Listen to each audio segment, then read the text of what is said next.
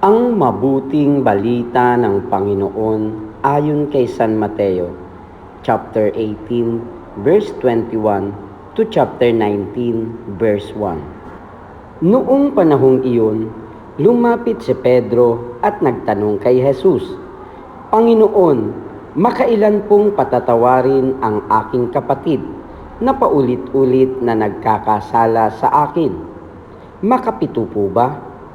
Sinagot siya ni Jesus, "Hindi ko sinasabing makapito, kundi 70 ulit pa nito, sapagkat ang paghahari ng Diyos ay katulad nito. Ipinasiya ng isang hari na pagbayarin ang kanyang mga lingkod na may utang sa kanya. Unang dinala sa kanya ang isang may utang na 10 milyong piso.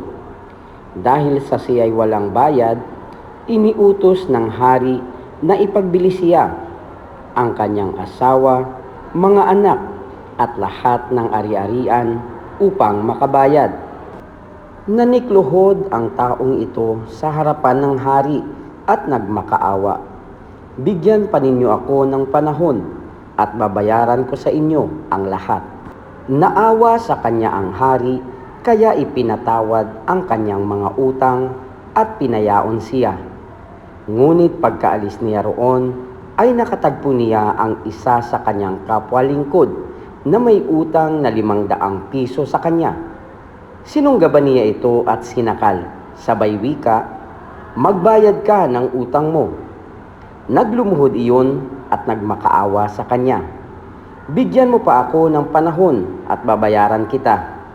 Ngunit hindi siya pumayag. Sa halip, ipinabilanggo niya ang kanyang kapwa lingkod hanggang sa ito'y makabayad.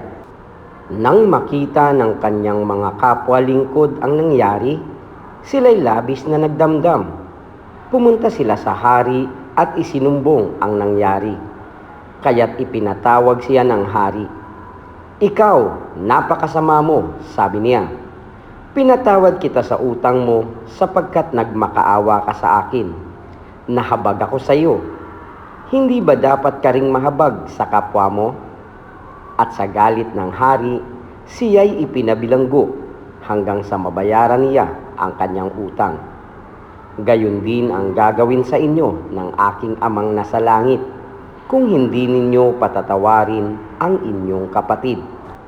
Pagkatapos sabihin ni Jesus ang mga bagay na ito, siya'y umalis sa Galilea at nagtungo sa lupain ng Judea, sa kabila ng Ilog Jordan. Ang mabuting balita ng Panginoon. Pinupuri ka namin, Panginoong Hesukristo.